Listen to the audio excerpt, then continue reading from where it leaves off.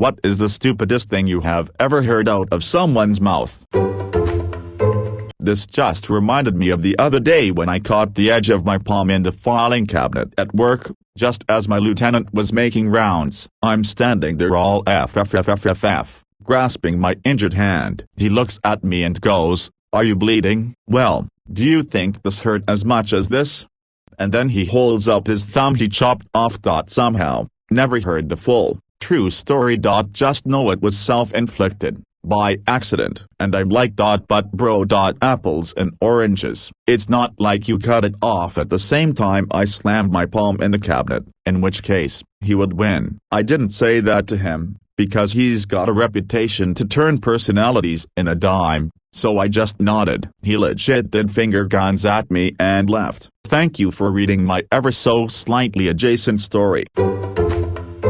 I worked at a bagel shop and I had a customer come in with a complaint one day after buying some Nestlé chocolate milk from us. So here is how the story goes. We had a guy come in and accuse us of selling and charging him for 2 bottles worth of chocolate milk inside of 1 bottle when he only wanted 1 serving. I guess he thought it was a super large or something. We only have 1 size, and it isn't that big. His reasoning for thinking that, on the bottle of chocolate milk it says that a thoughtful serving is half the bottle, so he thought 1 bottle equals 2 bottles of chocolate milk and he only wanted 1. I had to explain to this guy that a thoughtful portion was just a recommendation by Nestlé that he only drink half the bottle because it's healthier, and it's not that there are 2 chocolate milk bottles in the 1 bottle he bought. Then he told us we should be less confusing. And then I had to explain to him that we do not own Nestlé and do not have a chocolate milk factory in the back of the shop where we make and produce the chocolate milk. Then he said he no longer wanted it because he is hearing now that it is not fresh, so he tried to get a refund on a half-drunk chocolate milk, and I had to explain to him that no,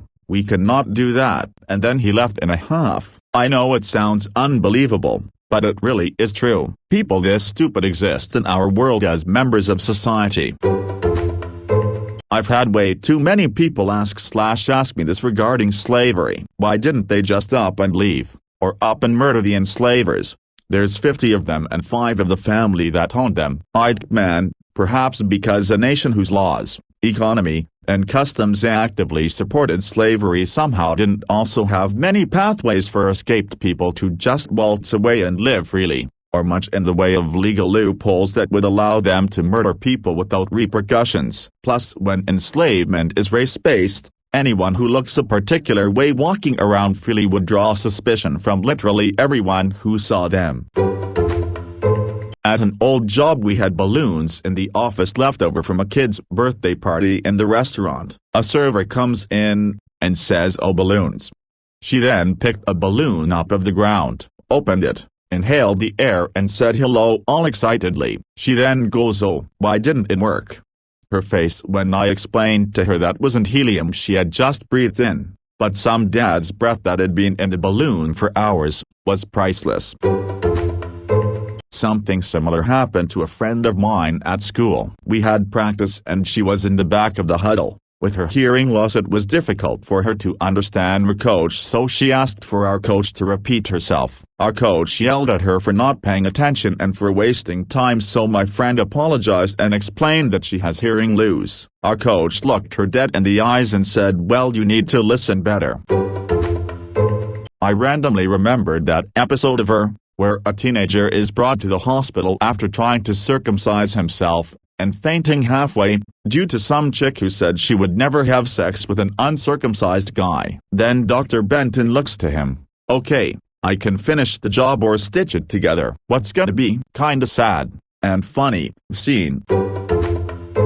USA specific. I'm from New Mexico. In high school, I was talking with a group of people in my history class about where we were from. When I mentioned I was born and raised in NM, one of the girls, she was from Cali I believe, got really excited and asked if she could see my green card. She had never seen one before, but she was positive that people in this state are given a birth certificate along with a green card. Because of the Mexico part, I had to explain that we didn't get green cards, because New Mexico is a state and not part of Mexico. My buddy's wife is from ABQ. When she first moved up here and was still using her New Mexico ID, the amount of times she got refused when trying to buy alcohol or cigarettes because, sorry, we need to see a valid American ID, was fucking astonishing. Especially because this happened in Colorado, and you'd assume people would know which state is directly to the south of us. I totally get the logic on this one though. Someone told him once that most diamonds are blood diamonds and cause untold misery, yet everyone buys them anyway. He sees blood oranges and probably has some vague idea that some food supply chain stuff is also very bad ethically, which is totally true, like cartel of avocados and stuff, and put two and two together, like, if you think about it. It isn't much weirder for there to be two well-known slave supply industries than it is to just have one. Dude is dumb as rocks, but if it's stuck in his mind like that and he never bought any blood oranges or diamonds, that's a person with a pretty solid moral code.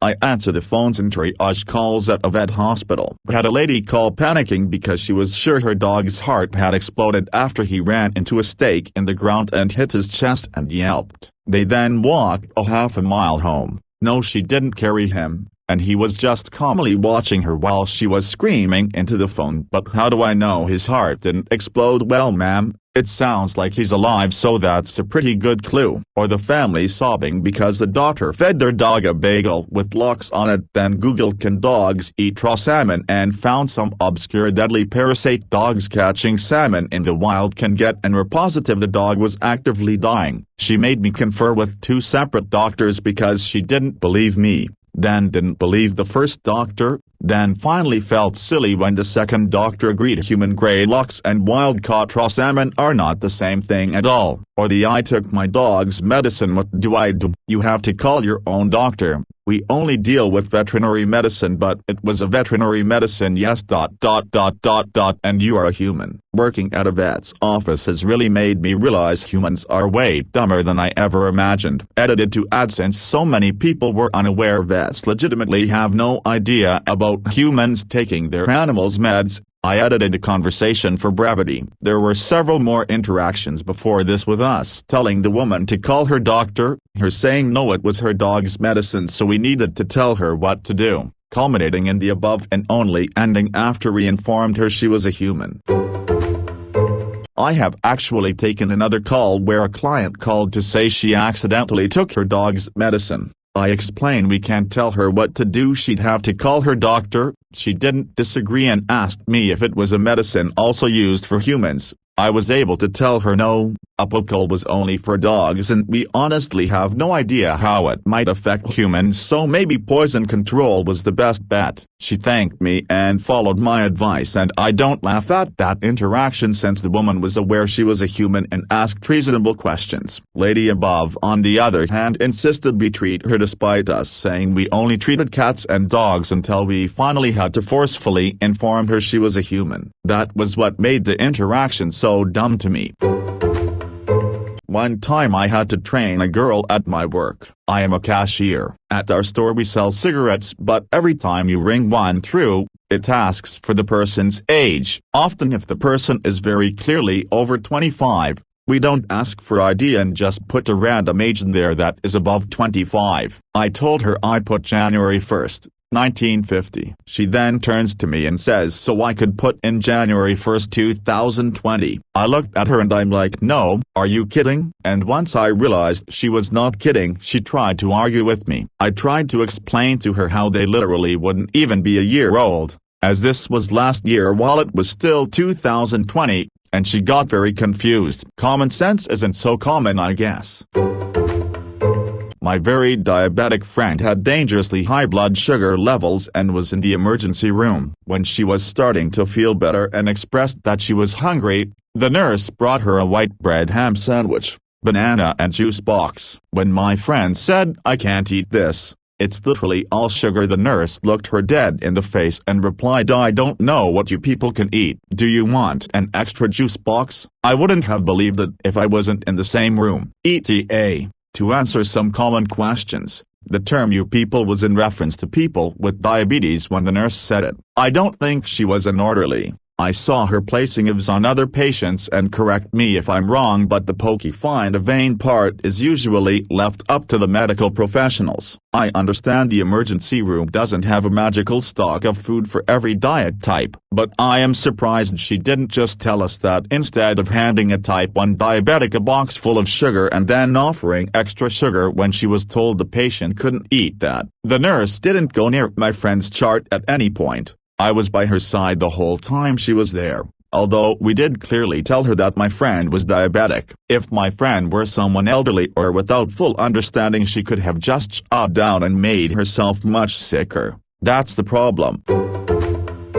Nursing aside, I don't think I'm wrong to assume that most adults, medical professionals or not, understand that diabetes means don't eat sugar. Even if she was an orderly, this is not a hard or foreign concept. It's a common disease that the general public is aware of. My friend had dangerously high blood sugar because her automatic insulin pump was malfunctioning and she didn't notice for hours. Through most of this time she was asleep. When someone came by her house in the morning, they realized something was wrong and took her to the hospital. She now has a new pump system and is doing great. This happened in Canada. For what it's worth, this is the same hospital that misplaced my father's body some years earlier when he died in an ambulance en route to them. But that's a story for another day. Either way, I wouldn't call them the most competent, just the closest to us. I was in a Warby Parker one day and there was a married couple being waited on ahead of me. I'd guess they were both maybe 50. The sales guy was showing them a pair of transition lenses and the man just could not understand them. The sales guy tried to explain them. His wife tried to explain them. He just kept replying, "But I don't understand how they give you night vision." They brought him outside to show him how the lenses darken in sunlight so you don't need a separate pair of sunglasses, and he was like, "Oh, okay, I get it now, but how does the night vision work?" After 20 minutes or so they gave up trying to explain to him that the glasses do not give you night vision. In 7th grade, during a science class where we were talking about volcanoes and the general information as a preview for what was upcoming in the next week, this girl who isn't the brightest, still isn't, and we're in high school now, said I thought volcanoes weren't real and just were myths used in movies like Mona. For the remaining 15 minutes of class we all started yelling at her because she thought she was right, and we couldn't get it in her head that they were real until the teacher gave in and showed her a couple videos, pointed out pages in the textbook, and showed her the rocks he found while in Hawaii. Overall not very smart, and she has said countless stupid things, but this one really sticks out because she argued with a teacher over basic knowledge. There was a girl I went to high school with that had a few good ones that left us all flabbergasted. My favorite was in 10th grade. Meat comes from a factory, it's not made from animals. Once we stopped laughing and explained to her the reality, she immediately declared she wouldn't eat meat anymore. 15 years later, she's still a vegan, and lo and behold, we are beginning to make meat in factories. Way to go, Stacy, you were ahead of the curve.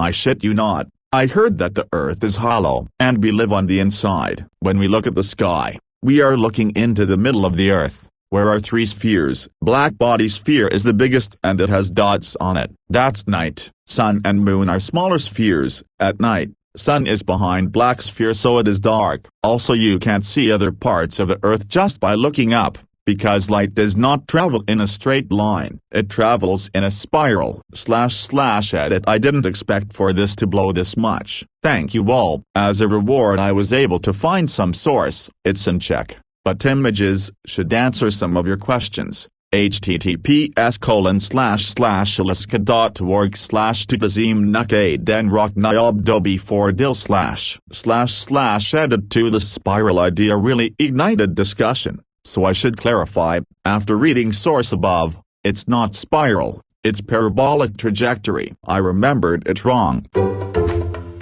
Overheard a girl from the UK completely unable to understand that islands could also belong to a country. Another student tried to explain where she was from, but they got stuck at "so it's an island, so it can't be part of the Netherlands." Islands are not part of the country. I mean, if she was from a landlocked country it would be incredibly stupid, but being from the UK takes it up another level.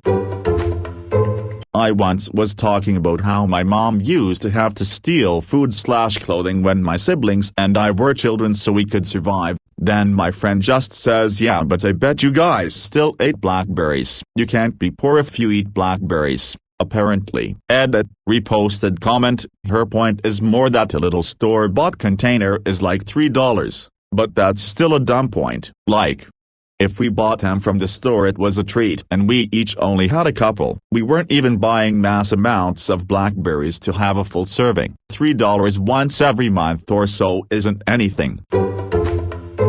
In the same vein, I have a friend who had a doctor's assistant insist that a 20-gauge needle was smaller than a 24-gauge because the number was smaller, so that's what she was going to write the script for, even though he'd been getting 24 grams for years. For those unaware, 24 grams is standard.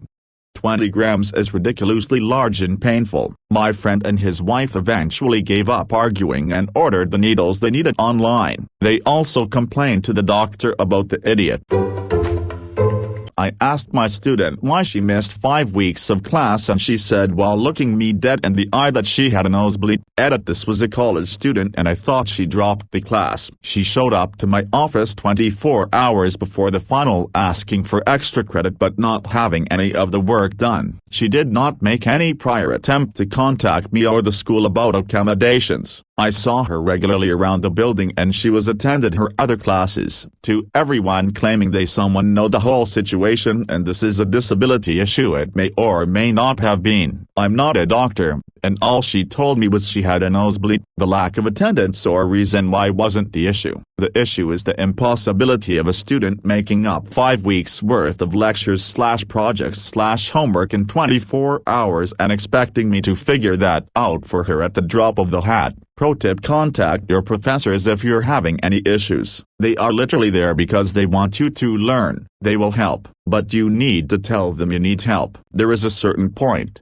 like 24 hours prior to the final, that no one can do anything. Edit 2, please keep sharing your nosebleed stories. Who knew there was so much camaraderie around the topic? I have a horrid suspicion this was /me/oh my lord, was said student 10. As a 10-year-old I had chronic nosebleeds that got really bad and made me very sick and weak, anemic, etc. No one knew how or why they happened, but I missed /weeks/of school sorting it out, especially since it was the first year one developed hay fever and symptoms of some of my other chronic conditions too, just really sick. When I came back, a teacher asked why I'd been gone and I straight said my nosebleed got worse. I'm so sorry about your baby and for that dumb fuck uncle making it worse. What is it about death that brings so many stupid comments? Saw a woman at her 24-year-old daughter's funeral get comforted with at least you had her for 24 years. Others lose their babies at birth. I also got this gem at my mother's funeral whom we lost to medical error. Why didn't you give me a call? I know so many good doctors and the biggest WTF. A friend of hers told me and she had such a sad, drawn-out death too. Didn't go in a satisfying way like driving her car off a cliff. Lady, I'm never getting in a car with you.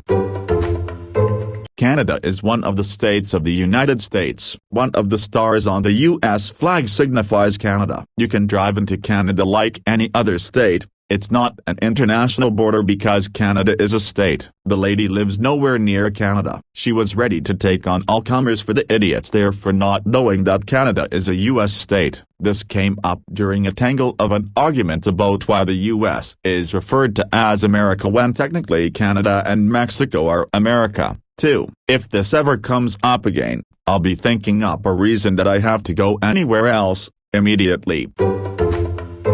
My old manager always had something to say about everything. I was due with my first child and their old hand-me-down fridge died suddenly. We bought a cheap but perfectly fine replacement. She asks me if it has an ice maker and I said number. She then says, you should have bought one with an ice maker because now that you're having a baby you're going to be using a lot of ice. The kid is 12 now and has had 2 sisters join him and I still know why I need the ice.